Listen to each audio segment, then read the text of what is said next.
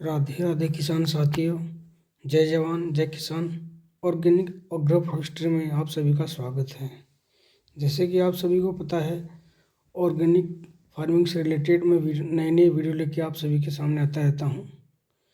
उसी के सिलसिले में आज फिर मैं आपके सामने हाजिर हूँ। जैसा कि आप सभी को पता है, organic farming, agro forestry, cross farming और fruit farming, organic fertilizers, vertical farming और ऑर्गेनिक न्यूट्रिएंट्स और भी बहुत कुछ, इन सब के बारे में नए नए तथ्यों और नए नए वीडियो लेकर मैं आप सबके सामने आता रहता हूँ। इसलिए दोस्तों, हमारे चैनल को सब्सक्राइब कीजिए, लाइक कीजिए और बेल आइकन को दबाइए भविष्य में हमारे नए नए वीडियो की देखने के लिए। साथियों, मेरे पिछले वीडियो के कुछ मुख्य बिंदु थे आवश्यक पोषक तत्वों के जैविक स्रोत, जिनमें नाइट्रोजन, फास्फोरस, पोटेशियम। इनको हम घरेलू उत्पादों से कैसे बना सकते हैं घर पे रखे, house hold items that can be used eight NPK, वो भी पूरी तरह से ऑर्गेनिक, बिना किसी रसायन का प्रयोग किए। साथियों, आज का हमारा जो मुख्य विषय है बात करने का, वो है सूक्ष्म पोषक तत्व, माइक्रो न्यूट्रिएंट्स, जिसमें हम बात करेंगे calcium, boron, zinc. How to made at home different types of organic fertilisers, जिनमें हम बात करेंगे आज कैल्शियम, बोरोन और जिंक की। इनको हम घर में घरेलू उत्पादों से कैसे बना सकते हैं, वो भी पूरी तरह से ऑर्गेनिक। देखिए दोस्तों, सबसे पहले हम बात करेंगे कैल्शियम की।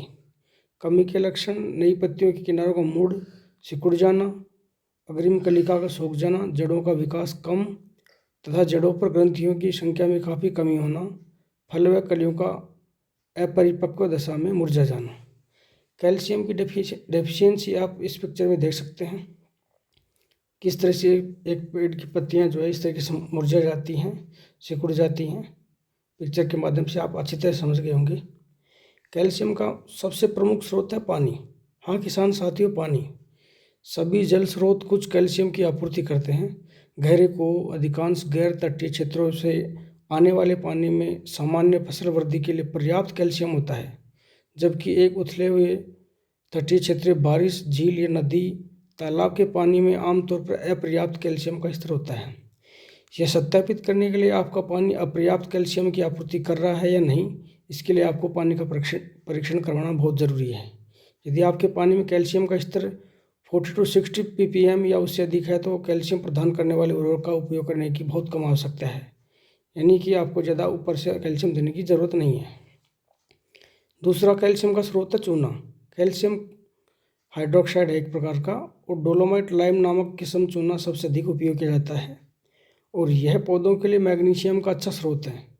एकमात्र ड्रॉबैक है, यह आपकी मिट्टी के pH स्तर को क्षारीय स्तर तक बढ़ाता है, जो अधिकांश पौधों के लिए वांछनीय नहीं है।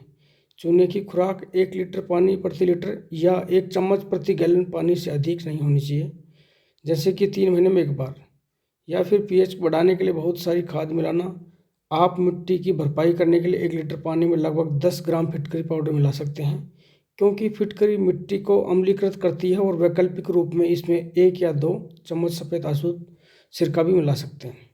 देखिए दोस्तों, पिक्चर में किस तरीके से चूने का पानी, मतलब भुजा हुआ चूना, किस तरीके से बना सकते हैं।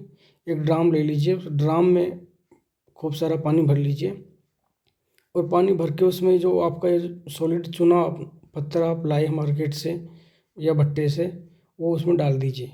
लेकिन ध्यान रहे दोस्तों, आप अपने हाथों में दस्ताने पहन लें और आँखों का बचाव ज़रूर रखें, क्योंकि ये जब पानी में डाला जाता है तब ये काफ़ी उबाल आ जाता है इसमें, इसलिए छींटे लगने का डर रहते हैं, गर्म बहुत हो जाता है एकदम से। इसका अगला स्रोत है homemade egg shell plant fertilisers, यानी कि अंडे के छिलके। आमतौर पर हम अंडे के छिलकों को ऐसे ही फेंक देते हैं। एक उर्वरक के रूप में अंडे का उपयोग करना एक पुरानी चाल है। अंडे सेल मुख्य रूप से कैल्शियम कार्बोनेट से बने होते हैं। लैब के नतीजों में पाया गया है कि अंडे के छिलके वाले पानी में 4 मिलीग्राम कैल्शियम और पोटेशियम होता है। साथ ही इसमें फास्फोरस, मैग्नीशियम और सोडियम बहुत कम मात्रा में होता है। इसलिए किसान साथियों और गार्डन प्रेमियों, आप सभी से मेरी रिक्वेस्ट है कि अंडे जो भी आपको मार्केट से मिले या आप घर में जो यूज़ कर रहे हैं अंडे के छिलके, उनको फेंके ना। देखिए किस तरीके से हम एग सेल्स को यूज करके खाद बना सकते हैं, एक अच्छा फर्टिलाइजर बना सकते हैं। उन अंडे के छिलकों को लेकर हम या ऊखली में या किसी भी इस टाइप के मिक्सर वगैरह में हम इसको पीस लेते हैं या कूट लेते हैं और उसका पाउडर बना लेते हैं। इस पाउडर को हम डायरेक्ट पेड़ पौधों की जड़ों में मिट्टी में मिक्स करके डायरेक्ट डाल सकते हैं। उसका परिणाम आपको बहुत जल्दी देखने को मिलेगा। इसलिए अंडे के छिलकों को आगे से भविष्य में फेंके ना और उससे एक अच्छा प्रयोग करें। अगला है जिप्सम। जिप्सम पौधों के लिए कैल्शियम के सबसे अच्छे स्रोतों में से एक है और सबसे सुरक्षित विकल्प है, क्योंकि यह मिट्टी के स्तर में बदलाव नहीं करेगा। रासायनिक रूप से इसका कैल्शियम सल्फेट डिहाइड्रेट है। इसे लाइम सल्फेट भी कहा जाता है। मिट्टी के संघनन को हटाने, मिट्टी की जल निकासी में सुधार करने के लिए मिट्टी में जिप्सम का उपयोग किया जाता है। यह मिट्टी में सोडियम के स्तर या लवणता को काफ़ी कम कर देता है, जो बहुत महत्वपूर्ण है। अगर आप अपने पौधों को नमकीन या कठोर पानी से पानी पिला रहे हैं, ठीक है, लेकिन जिप्सम का खुराक लगभग 3 महीने में एक बार जरूर दें। 1 बड़ा चम्मच प्रति गैलन पानी। कंटेनर का आकार या पौधे के आकार के आधार पर आप सुरक्षित रूप से आवश्यक होने पर भी इसका उपयोग कर सकते हैं। जिप्सम फर्टिलाइजर्स देखिए आप पिक्चर में किस तरीके से है। ये एक रेत की तरह होता है। इसको अक्सर हम खेत में ऐसे ही मिट्टी के साथ छिड़काव कर देते हैं, या जब बुआई जुताई होती है तो उसके साथ साथ भी हम बुआई से आगे आगे इसको डाल सकते हैं। एक तरह की रेत की तरह दिखने वाला उर्वरक है। इसको अधिकतर सरसों की जब खेती होती है उसमें बहुत ज़्यादा ज़रूरत पड़ती है इसकी। अधिकतर किसान लोग इसको ऐसे ही फेंक देते हैं। अगला है बोरोन। बोरोन सेल दीवार निर्माण और स्थिरता, जैविक झिल्ली के संरचनात्मक और कार्यात्मक अखंडता के रखरखाव, पौधों के बढ़ते भागों में ऊर्जा की आवाजाही और परागण और बीज सेट सहित कार्यों की एक विविध रेंज में बहुत ही महत्वपूर्ण भूमिका निभाता है। फलीदार फसलों में प्रभावी नाइट्रोजन निर्धारण और नोडुलेशन के लिए पर्याप्त बोरोन की भी आवश्यकता होती है। यह परागण और फल और बीज विकास में मदद करता है। जड़ें अक्सर छोटी और ठूंठदार हो जाती है यदि बोरोन की कमी है तो। बहुत कम बाल होंगे जड़ों में, फूल और फलने कम हो जाते हैं, जो विकसित होता है वो भी विकृत हो जाता है। तो आप समझ लीजिए कि आपके पेड़ों में बोरोन की कमी हो गई है। देखिए किसान साथियों, फोटो में देख के आप अच्छे से समझ पाओगे कि किस तरीके से बोरोन की कमी से आपका पेड़ हो जाएगा। सफिशिएंट बोरोन सप्लाई वाला पेड़ देखिए किस तरीके से अच्छे से चहक देख रहा है, और जिसमें डिफिशियंसी है वो मुरझाया हुआ है, पत्तियां उसकी कमज़ोर पड़ी हुई हैं। और इसका बहुत अच्छे से समझने का तरीका आप जड़ वाली पिक्चर में देखिए किस तरीके से, जिसमें सोयाबीन है उसमें डेफिशिएंसी है, वहाँ जड़ें देखिए बिल्कुल कम हैं और वो भी छोटी हैं, मुरझाई हुई हैं। और दूसरी वाली पिक्चर में आपने देखा बहुत ही अच्छे से फैली हुई है। बोरान के सोर्स। बोरान का सबसे अच्छा सोर्स है सुहागा यानी बोरेक्स। यह यौगिक खनिज और बोरिक एसिड का लवण है। प्राय यह मुलायम सफ़ेद पाउडर के रूप में मिलता है जो पानी में आसानी से घुल जाता है। ये अग्निरोधी के रूप में, फफूंदनाशी के रूप में, कीटनाशी के रूप में और धातुकर्म में फ्लक्स के रूप में, व्यंजनों में रंजक के रूप में तथा टंकण में अन्य यौगिकों के निर्माण के लिए किया जाता है। यद्यपि अधिक मात्रा में इसका उपयोग कुछ फसलों के लिए विषैला भी हो सकता है, इसलिए ध्यान रहे किसान साथियों, सीमित मात्रा में इसका उपयोग करें। देखिए बोरेक्स किस तरीके से दिखाई देता है किसान साथियों। जो सॉलिड बोरेक्स है वो फिटकरी से मिलता जुलता है, लेकिन फिटकरी नहीं है। पाउडर के रूप में इसको देख सकते हैं आप, सफ़ेद रंग का हो जाता है। इसको डायरेक्ट मिट्टी में मिक्स कर सकते हैं और पानी में आप इसको घोल के इसका छिड़काव भी कर सकते हैं। अगला है जिंक यानी जस्ता।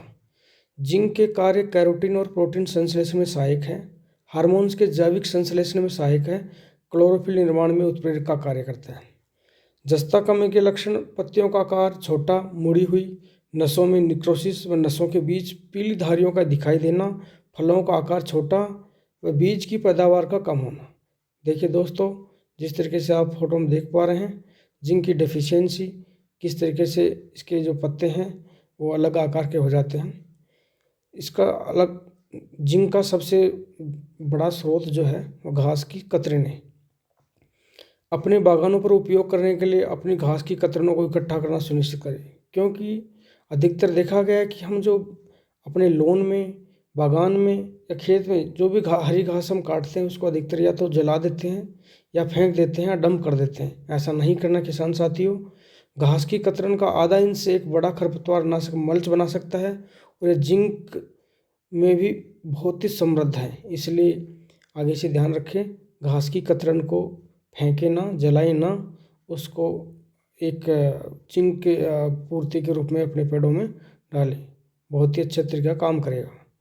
दूसरा सबसे बड़ा स्रोत है जिंक का रसोई अपशिष्ट। अधिकतर हम रसोई अपशिष्ट को ऐसे ही फेंक देते हैं कचरे के रूप में। हम कचरे के समान रसोई स्क्रैप का 1 टन भार निकालते हैं जो हमारे में उपयोग किया जा सकता है घर और बाग बगीचा में। इस तथ्य के बावजूद चाहे आपके घर में एक प्रमुख यार्ड हो या छोटी सी नर्सरी हो, आपका बाग बगीचा हो या खेती हो, आप अपने पौधों की वृद्धि के लिए अपनी रसोई में इन स्क्रैप का हमेशा उपयोग कर सकते हैं। इसलिए अब हमें पता चल गया है, तो हमारे रसोई अपशिष्ट को हम फेंकें ना, उससे बहुत ही अच्छा एक फर्टिलाइज़र बनाएं और अपने पौधों में काम में लें। अगला स्रोत जो जिंक का है जैविक खाद बनाने का, वो है गिरे हुए पत्तों की खाद। आप बगीचे से गिरे हुए पत्तों का क्या करते हैं? अधिकतर किसान उसको या इकट्ठा करके जला देते हैं या डंप कर देते हैं। नहीं किसान साथियों, जलाना नहीं है।